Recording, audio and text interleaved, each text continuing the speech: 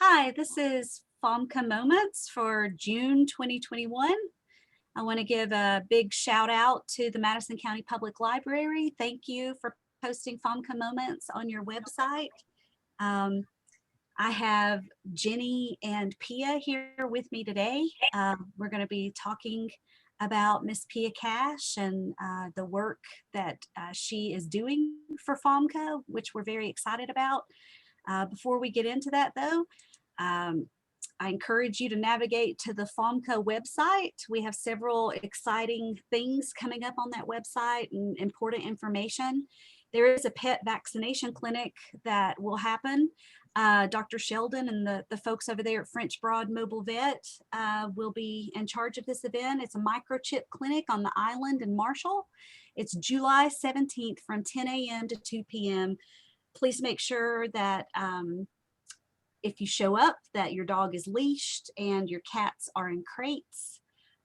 Please see fomca.org for any other information about that. I also want to say, Jenny, that I noticed on the FOMCA website, there is some information about leaving your animals in hot cars. And that is a real issue, don't you think?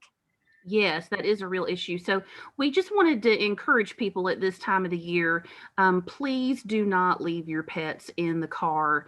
Um, you know, cars can get really hot really quick, even parked in a shade, and even with the windows cracked.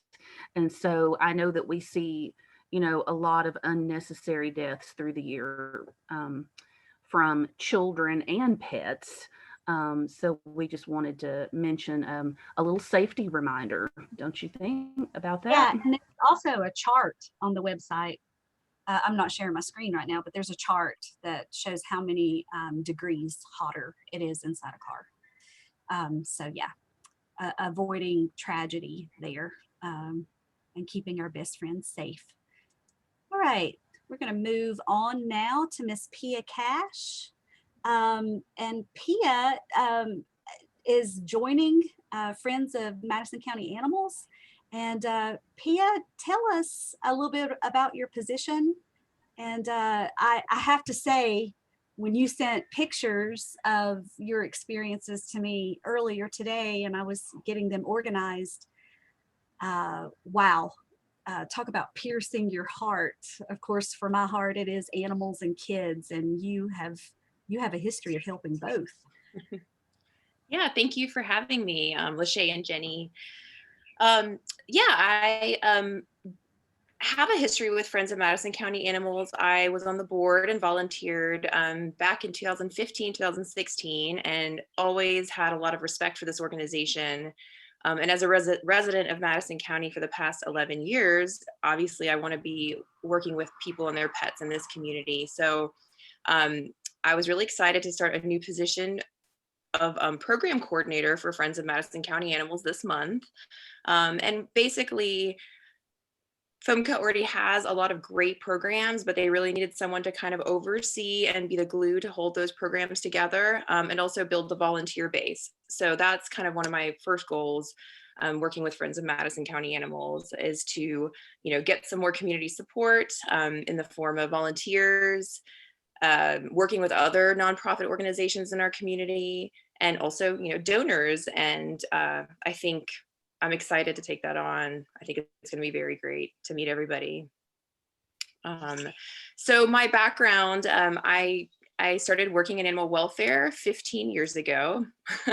Wow. And yeah, out in New Mexico, I worked for a humane society there and did adoptions type stuff. And then I worked in behavior, supporting shelter dogs that were living in the shelter currently.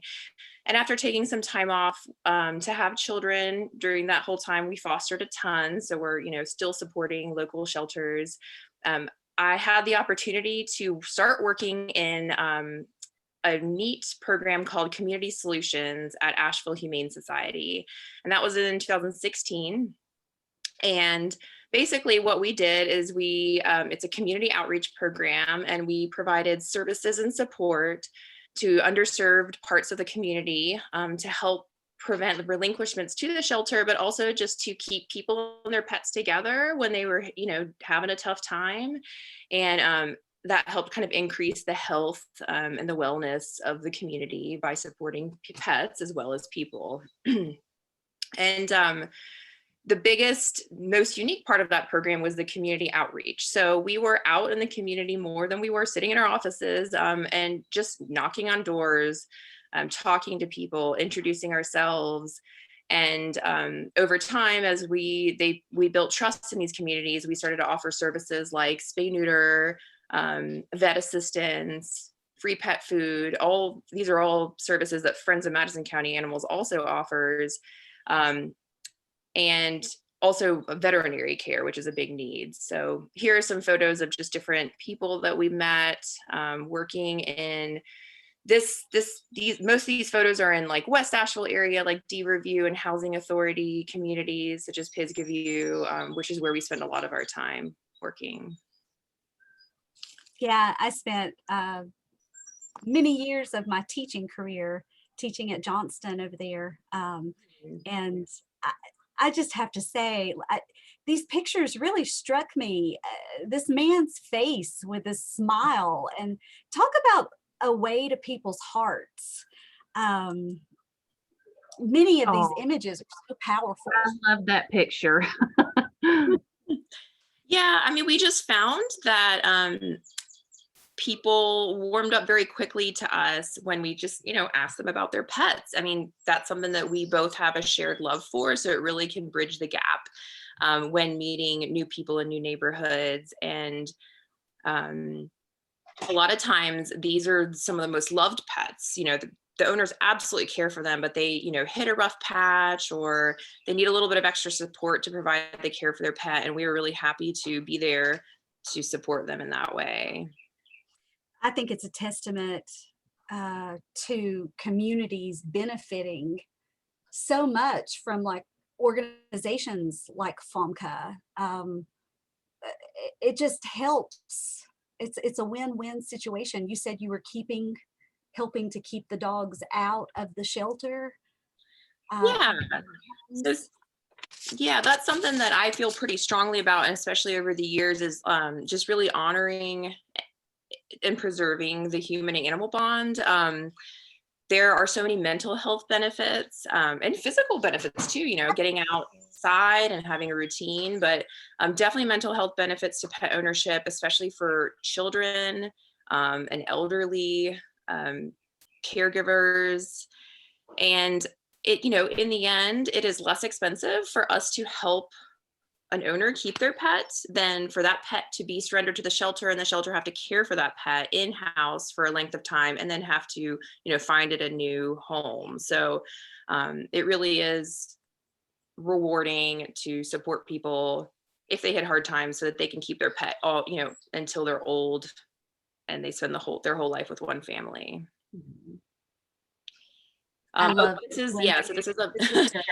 This is a photo of a community outreach event we did in D Review Apartments where people were telling us that they were unable to bathe their animals regularly and they were having issues with fleas and, worried about fleas being in their home.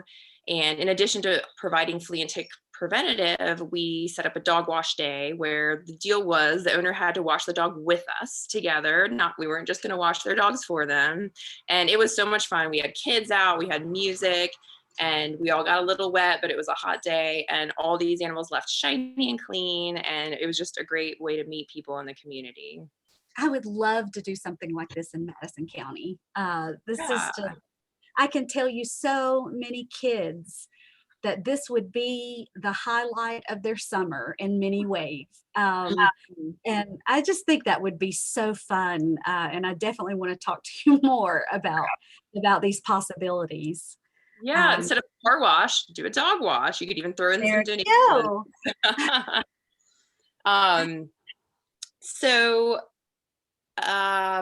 What was I going to say? Is this the little boy? I had to look to see if he was one of my former students at Johnston. I don't believe he is, but this also makes me think about my Rosie. She's like 9 months old. She's about the same size and how she is with my daughter Zoe. and they're best buddies. Look at that. I mean, just the smile. I just keep noticing everyone's in these images, their smiles. Oh, And absolutely. yeah. Yeah, It's and wonderful. this he was actually helping me take pictures of this dog that day because unfortunately they were needing to rehome one or two of their dogs due to landlord restrictions. But we were able to do it in a way that felt really safe for the family. They didn't have to surrender it anywhere, get rid of it, without seeing where it went. I helped take some pictures and assisted them in finding a good home for this young pup who is a lot for them to handle in a small apartment. But it ended up being a very positive experience, and they were able to keep the two dogs that they were most bonded with. That's great. Yeah. And I can tell you from experience, Rosie, she would wreak havoc on any family in a small space. It's all I can do to keep up with her. So any other things you want to tell us about your previous experiences? I did see this photo in the mix that you sent me, and this is your daughter? Yes, She this is is my beautiful. daughter. She is now 12 years old, but this was, I guess, like 5 years ago. I was on the board of Friends of Madison County Animals then, and we had a float in the Mermaid Parade, and she represented us well as a mermaid up there. And then if you click to the next photo, there's also a photo of the low-cost dog training classes that we used to have, and I helped organize here on the island in Marshall. And again, all of these programs are possible, but we, would love some more volunteer support and also kind of hear what the community is wanting. But that was my involvement, a couple years ago, and I'm really hoping to build and grow some of our current programs and introduce some new programs in the next year that will continue to benefit pets and owners in our community. And Pia, I just have to say, I want, I'm hoping and praying that other people hear me. I mean, my whole life, my family has said, oh, Lachey has a way with animals, our farm animals, whatever. And I just, the way to my heart is through animals and children. And I've devoted my life to that. And the same as you ladies have. And this image really stuck out to me. And I know I'm emotional, but I cried a little bit. I know I read the information, Pia, that this dog's owner was elderly and he was being moved into assisted living. And I just could not help but notice the dog's face because his whole life was being removed in an instant. And I think that we are so blessed as an organization to have you come on board. And I just think that it's going to offer a more positive influence, to help our neighbors, help animals, and to live a happier life because of it. Yeah. Yeah. Well, you're right about the story. This was an elderly gentleman who had a couple of dogs and reached out for assistance because he was moving into assisted living. And he really wanted to make sure they were going to a good home. And they were elderly. The dogs were, one of them had cancer. So we kind of just acted as an in-between to help support them and get them into rescues. But the biggest thing about this picture is, like, ever since I moved here 11 years ago, being an animal person, people come to me all the time and they say, my neighbor, my neighbor this, my neighbor that, and they're wanting to help their neighbor or support somebody local to them who might need some assistance with their pet. And I'm really encouraging everyone to partner with us in connecting their neighbors with our resources. There's no shame in asking for help. We are absolutely here. We want to help. And, all together, we can work together to improve the lives of animals in our county.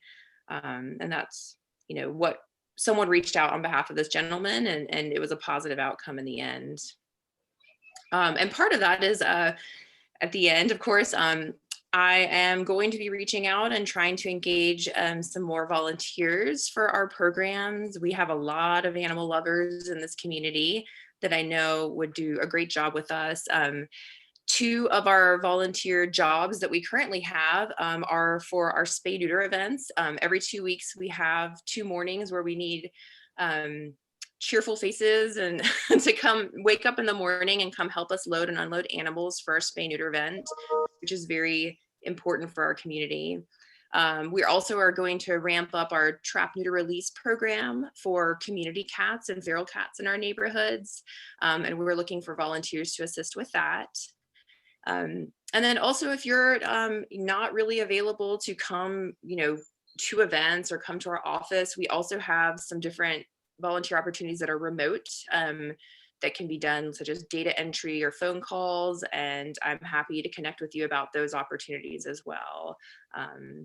And here's my contact info if you have any questions about volunteering with us. All right. Thank you, Pia, so much for being with us. Jenny, is there anything that I forgot or anything that we need to say before we close out for this? I don't think so. I think, we just want to say again that animals are, capable of offering so much love and benefit to people's lives and support. And we just want to help support them and love on them in return and encourage the community to partner with us to help us do that. So please do reach out to us for any way that we can help for yourself or someone you know. Yeah, and that's great. I do want to give a shout out to the Madison County Animal Control and the shelter. There was a cat on the side of Grapevine last week that my sister-in-law stopped, and he had been hit several times and was hiding. And I was able to get to someone. They were there. They were able to trap the cat. And then they even called us to let us know. And unfortunately, it was not a good outcome for the cat. But it's just a testament to what a wonderful county that we live in. Mm-hmm. And I'm proud to be a part of it with you ladies. Yeah. All right. Well, with that, we will sign off for the day.